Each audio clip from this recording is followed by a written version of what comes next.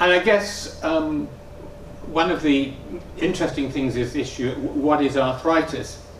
I'm going to kind of touch on that, and also in relation to pain.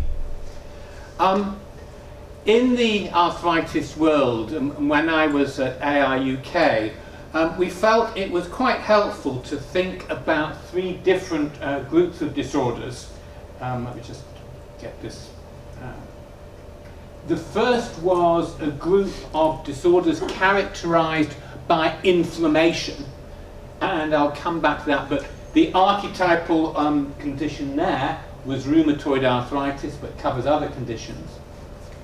The second was a group of disorders characterized predominantly by pain, which would include osteoarthritis, but also those conditions where people have musculoskeletal pain and we're not necessarily sure which is the prime tissue from which that pain initiates.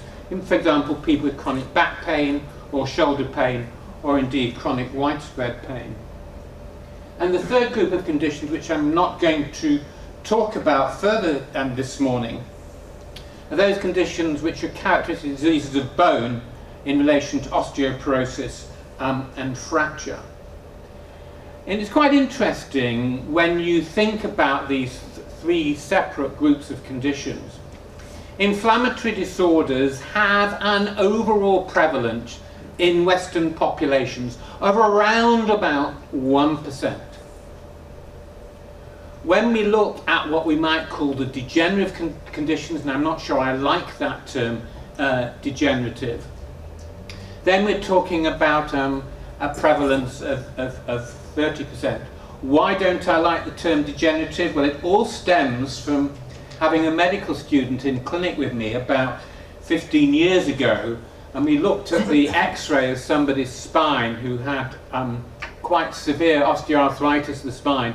So I said to the medical student, how would you explain to the patient what his problem is? So this student looked at this poor patient and said, well, basically, Mr. Jones, I have to tell you your spine is crumbling away. That wasn't very helpful, because I think this guy thought he was going to go out in the clinic and fall into a heap. So I learned to ask my medical students with care about communicating with patients in the future. Fracture is associated with a much higher lifetime incidence than inflammatory diseases, but obviously it's a one-off event. I think of more relevance to this audience is that inflammatory disorders are no respecter of age. We see them in children and we see them in elderly people, whereas degenerative disorders and osteoporosis and fracture tend to be more concentrated in the older age groups. I think what is relevant is that both inflammatory joint disorders and painful disorder, degenerative spine, that they are chronic diseases. They are chronic diseases. And almost to the extent that once you have developed this condition, you are going to have them lifelong. And I suspect in this audience, that is something that will resonate. Indeed, so much so that a couple of years ago, under the auspices of the World Bank, there was an investigation into the global burden of diseases, and trying in a single figure to capture the severity, the proportion affected, and the duration. And heart disease, cancer, of course, are severe diseases, but for many patients they are short-lived and either end in a very good result or in a very bad result. And what happens in the musculoskeletal, chronic musculoskeletal diseases, you have chronic persistent symptoms for the several decades of your life, with the consequence that in this global burden of disease project, number one across most sectors of the globe were musculoskeletal conditions. The other challenging thing, particularly about the inflammatory group of disorders, is the way they affect other systems, and I'll come on to that. But also, we're faced with a group of disorders where we have some effective therapies, and again, that's going to be really interesting as we unveil the fatigue story, something that unfortunately we don't have for the much commoner degenerative arthritis conditions. Hence that well-known story that the patient goes to their GP and the GP says, you've got arthritis, you're just going to have to live with it. So why does arthritis cause fatigue? And it's really quite interesting because sadly, and I think to our shame, arthritis researchers, both in the clinical field and in the basic science field, have only recently taken on the message that fatigue is as important a symptom as in arthritis as anything else. So let's start off this journey with looking at inflammatory joint disease. This, for example, is a patient with rheumatoid arthritis. Rheumatoid arthritis, which in its onset is associated with the characteristic features of inflammation: swelling, pain on movement, tenderness, warmth of the joints. Very, very easy to pick up. This is rheumatoid arthritis. But rheumatoid arthritis is not the only inflammatory condition. This is, of course, Venus Williams. And Venus Williams, as those of you who were watching Wimbledon this year, will have heard how she came out a couple of years ago with the fact that she'd been diagnosed with a condition called Sjögren's syndrome, very, very strongly related to rheumatoid arthritis. Sjögren's syndrome is associated with dry eyes and dry mouth, and this is due to autoimmune damage to the lacrimal glands, to the salivary glands, caused by autoantibodies that we are very, very good at recognizing. And this condition, more than any other inflammatory condition, is associated with the most profound fatigue. And it was the profound fatigue that affected Venus Williams getting back to competitive tennis, and not the dry eyes and the dry mouth.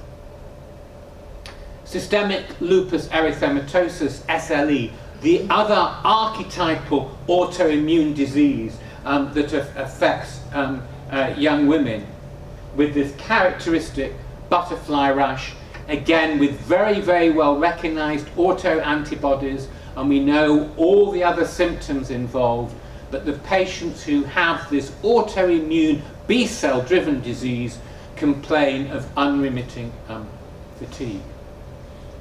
So why do inflammatory disorders such as rheumatoid arthritis, such as the various conditions I've talked about, cause fatigue?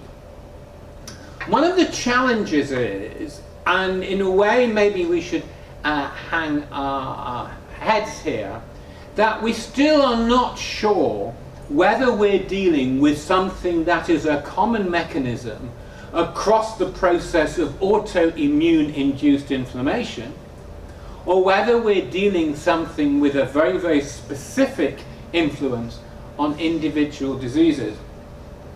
And indeed, a number of years ago, when I was still at ARUK, and I'm not sure whether any of you were here, I hosted a workshop with this very, very specific question. We had all the different specific inflammatory disease groups in the audience, because they were all putting applications in to us as a funder. We want to look at fatigue in SLE. We want to look at fatigue in Sjögren's. We want to look at fatigue in RA. Well, we could have spent our entire budget looking at fatigue in these separate diseases. And the question I posed to these very eminent people in the disease area: how sensible is it that we look for very, very specific disease area influences, both in terms of causation and indeed mounting clinical trials, or how much is it that we focus on generic mechanisms? And I guess the answer, not surprisingly, was, well, you need to do some both. So one of the very simple markers you can do is, if you look in the blood, you can measure C-reactive protein, which is a great blood test for inflammation, and it's raised in many of these disorders that I've talked about. But in effect, when you go beyond that, we can see that in an autoimmune consequent inflammatory condition, we get a number of molecules that are produced. And again, these are common. Tumor necrosis factor, interleukin-1, IL-6, interleukin-6. And these have their process in the inflammatory processes in all these diseases, which lead to end organ destruction. So is this the way, is this the reason why these inflamed diseases cause fatigue? Well, let's take interleukin-6 for example. Now, interleukin-6 is very interesting because it causes an increased risk of cardiovascular disease. Do you know that the biggest cause of excess mortality and severe morbidity in rheumatoid arthritis in the 21st century in this country is premature cardiovascular disease?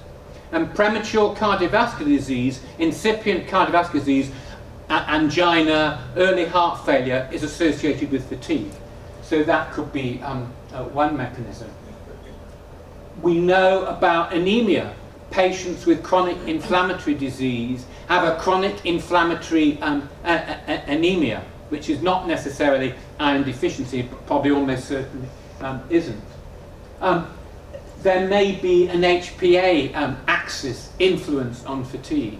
So here we have a single molecule produced in response to inflammation, which can link to fatigue through a number of different pathways in arthritis.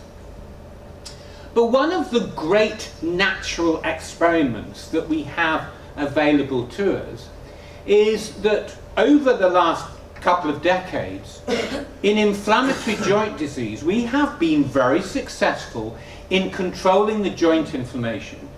Initially with methotrexate, which came into arthritis and its use in both solid tumours and blood cancers, and is now the first drug of choice in rheumatoid arthritis.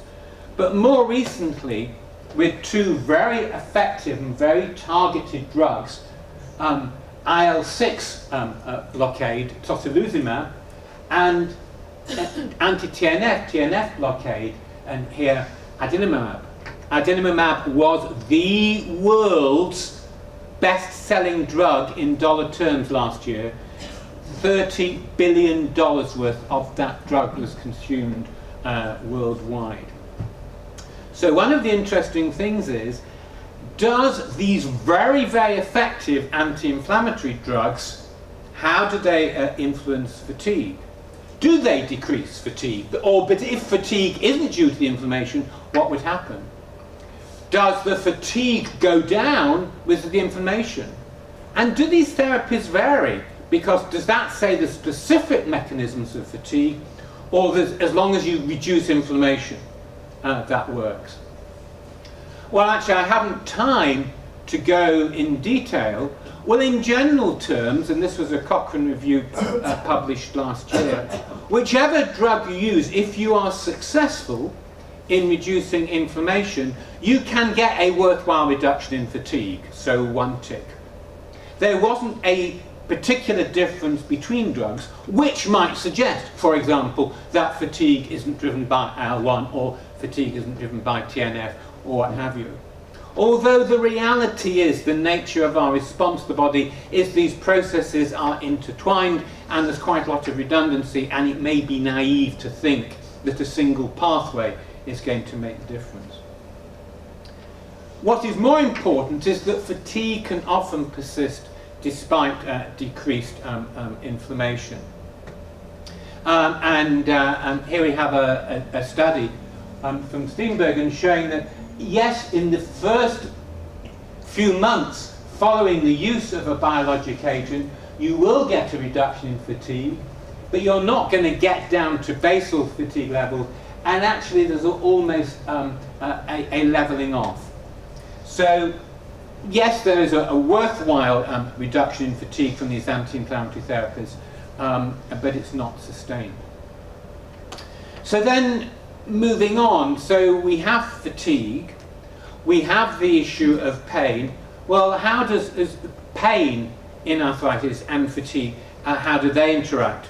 And I probably don't need to talk to this audience about the relationship between pain and fatigue, and I'm not going to have time even to review the literature on pain and fatigue, but my colleague in Manchester, John Macbeth, led a number of studies I was involved in Manchester over quite a long period, looking at the correlations between pain and fatigue in several disorders and indeed in the general population.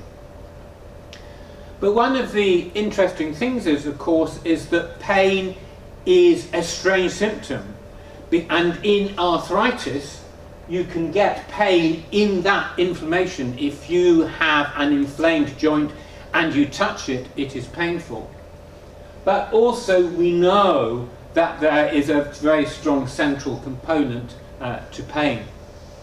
And indeed, one of the most fascinating things is that individuals, for example, who have had chronic severe arthritis of the knee joint and have had that joint replaced will still continue to feel pain in that metal or ceramic knee joint after it's been replaced. So understanding the basis between peripheral pain and central pain has been a challenge for all of us in arthritis. So why does pain and fatigue, what is the relationship? Is there a common underlying mechanism?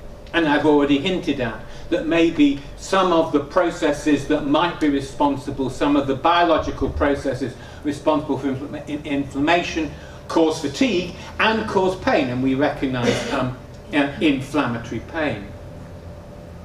But as we know that patients, again, treated with biologics, there's a reduction in fatigue, and that's probably explained by central, not peripheral factors, because it's not entirely due to reduction in CRP. Why does arthritis pain cause fatigue? Because of sleep disturbance. Patients with arthritis have difficulty getting off to sleep because it's uncomfortable. They wake up early, particularly people with condition ankylosing spondylitis. Characteristically, they wake up at 2 or 3 in the morning and have difficulty. And also there's a concomitant depression, which also causes sleep disturbance. There's an interesting issue about the directionality of sleep disturbance and inflammatory arthritis, because indeed it has been suggested that actually inflammatory arthritis, because of an immune disturbance, may be a consequence of having poor sleep. I probably don't need to tell people in this audience and the patients that you deal with that having a chronic condition such as arthritis increases the challenges in doing everyday tasks. And getting through those everyday tasks and the functional impairment would also cause fatigue. I've also hinted at the comorbidity. Depression clearly is one comorbidity. I've talked about anemia. I've talked about heart disease. I've talked about endocrine abnormalities. There's a relationship between autoimmune joint disease and people having thyroid problems, underactive thyroid glands.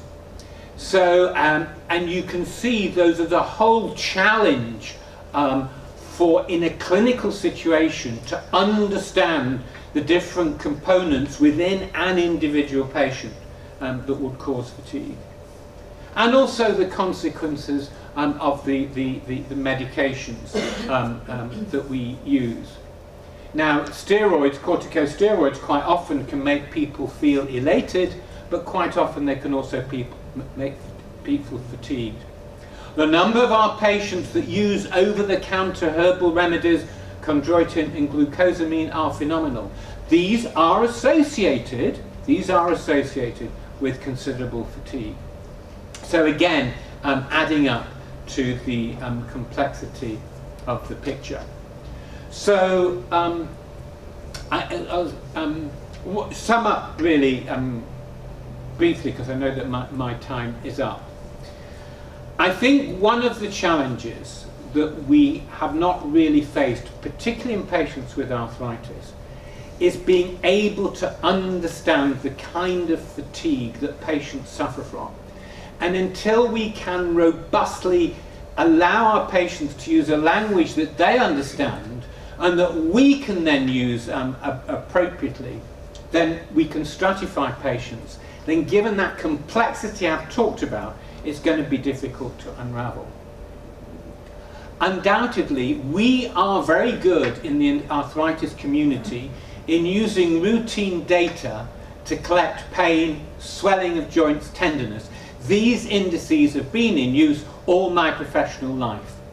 We do not have a robust method of collecting fatigue, which is in normal practice. Because if this was in normal practice, we could collect these data and we could collect them routinely in primary care and secondary care and be able to do the kind of studies on an ongoing basis that will be helpful. Indeed, in collecting information from patients themselves. And I know Will Dixon and others in Manchester is working there.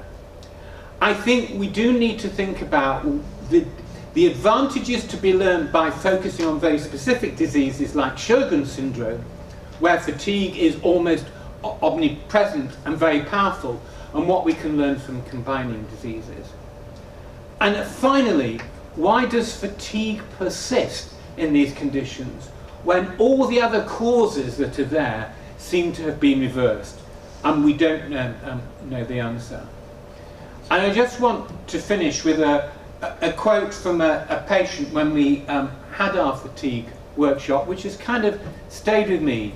And we asked her to define fatigue, and she said, for me with my arthritis, it's like waking up and walking through a fog. Now, I come from Manchester, I know what walking through a fog is a little bit like. But I think this is the challenge for our patients, so there's still quite a lot of research to be done. Thank you very much indeed.